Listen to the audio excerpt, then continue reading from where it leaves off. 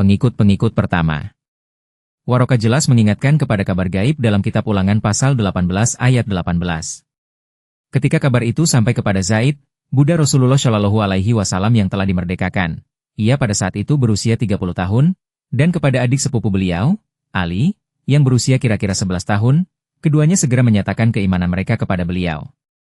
Abu Bakar, sahabat karib dari masa kecil, pada saat itu sedang berada di luar kota. Ketika beliau pulang, mulai mendengar pengalaman baru Rasulullah Shallallahu Alaihi Wasallam itu. Kepada beliau diceritakan orang-orang bahwa sahabatnya telah menjadi gila dan mulai berkata bahwa para malaikat membawa amanat dari Tuhan kepadanya. Abu Bakar percaya sepenuhnya kepada Rasulullah Shallallahu Alaihi Wasallam. Beliau tidak ragu sedikit pun bahwa Rasulullah Shallallahu Alaihi Wasallam tentu benar. Beliau mengenal Rasulullah Shallallahu Alaihi Wasallam sebagai orang yang waras otak dan jujur.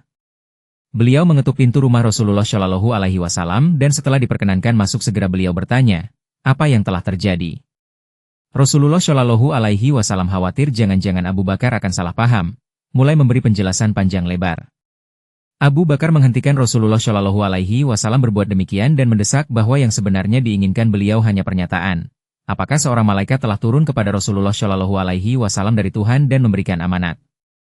Rasulullah Shallallahu Alaihi Wasallam berniat menerangkan lagi, tetapi Abu Bakar mengatakan tidak ingin mendengar keterangan. Beliau hanya membutuhkan jawaban, apa Rasulullah Shallallahu Alaihi Wasallam mendapatkan amanat dari Tuhan? Rasulullah Shallallahu Alaihi Wasallam menjawab bahwa benar demikian, dan Abu Bakar segera menyatakan imannya. Karena telah menyatakan keimanan, beliau berkata bahwa alasan-alasan akan menurunkan nilai imannya.